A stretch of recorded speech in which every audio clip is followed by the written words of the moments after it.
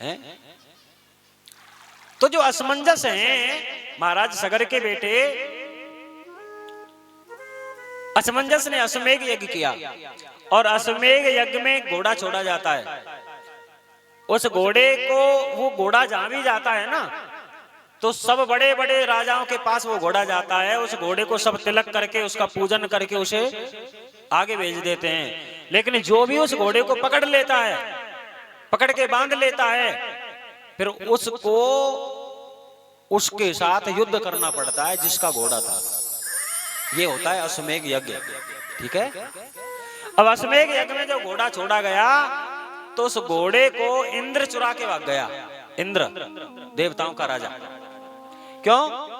क्योंकि इंद्र को ऐसा लगा कि अगर इसने अश्वमेध यज्ञ कर लिया तो ये मेरी कुर्सी पे आके बैठ जाएगा, और इंद्र घोड़े को चुरा करके भाग गया। जब खबर चली कि घोड़ा चुर चुका है तो सगर महाराज के जो 60,000 पुत्र हैं वो घोड़े को ढूंढने के लिए निकले, और ढूंढते ढूंढते ढूंढते ढूंढते पूरी धरती को खोद दिया। नदियों को ऐसा खोद दिया कि नदियों का सागर बन गया। सगर के पुत्रों ने खोदा इसलिए उसका नाम सागर हो गया।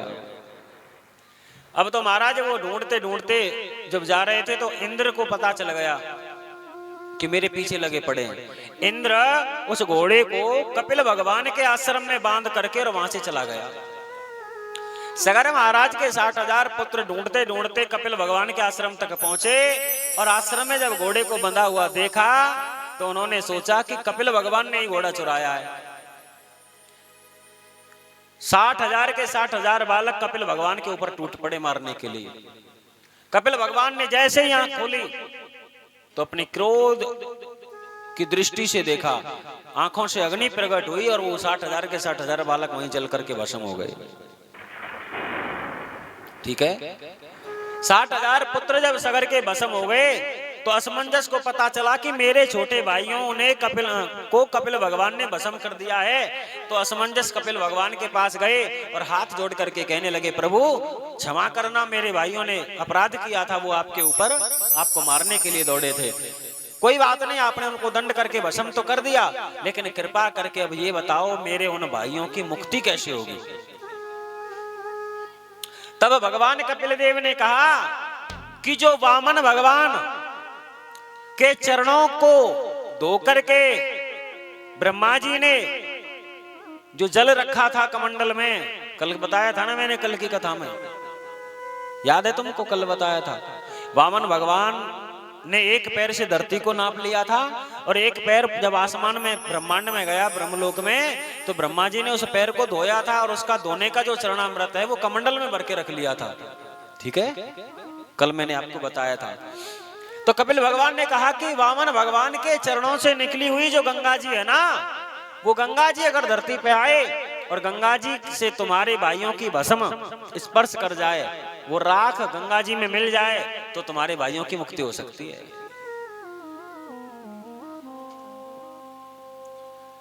अब तो असमंजस ने तपस्या करी गंगा मैया का दर्शन करने के लिए, लेकिन असमंजस को पूरी जिंदगी में तपस्या करने के बाद भी गंगा मैया ने दर्शन नहीं दिया। असमंजस के पुत्र थे अंशुमान।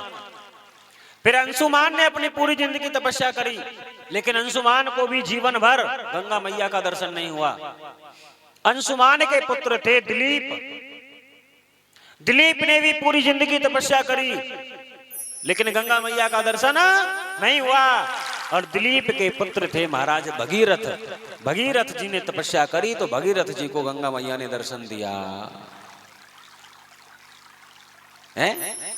और जब भगीरथ से कहा कि बोल क्या मांगता है, तो भगीरथ ने कहा कि माँ मेरी इतनी सी इच्छा है, तुम धरती पे चलो ताकि मेरे भाई जो भस्म हुए पड़े हैं उनकी मुक्ति हो जाए। गंगा मैया ने कहा मैं चलूंगी तो सही, लेकिन मेरी शर्त है। क्या? कि मैं जब ऊपर से नीचे गिरूंगी ना, तो मेरी तेज धारा इतनी प्रबल है, इतनी तेज ऊपर से मैं आऊंगी कि धरती फट जाएगी और मैं सीधी रसातल में चली जाऊंगी। ना तो तुम्हारे काम की रहूंगी और ना ब्रह्मलोक से भी चली जाऊंगी और धरती से भी नीचे। तो पहला मुझे ये बताओ, मुझे संभालेगा कौन जब मैं ऊपर से नीचे आऊंगी? तो भगीरथ ने फिर शंकर भगवान का तप किया शंकर भगवान ने कहा कि मैं अपनी जटाओं में गंगा जी को रोक लूंगा, है ना। फिर गंगा जी आई। अच्छा, गंगा जी ने एक बात और कही थी, क्या? कि मैं जब धरती पर बहूंगी तो दुनिया भर के पापी लोग मुझ में आकर के नहाएंगे और अब मेरे अंदर अपने पाप छोड़ के चले जाएंगे। अच्छा, गंगा नहाने क्यों जाते हो तुम बताओ? कौन कौन नहा के आए गंगा जी? हाथ उठाओ। गंगा जी में कौन कौन नहाया है? मतलब तुम गंगा जी भी नहीं नहाए आज तक?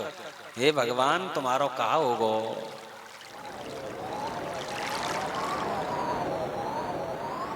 चलो, बहुत अच्छी बात है, लेकिन भैया चिंता मत करना, ये जो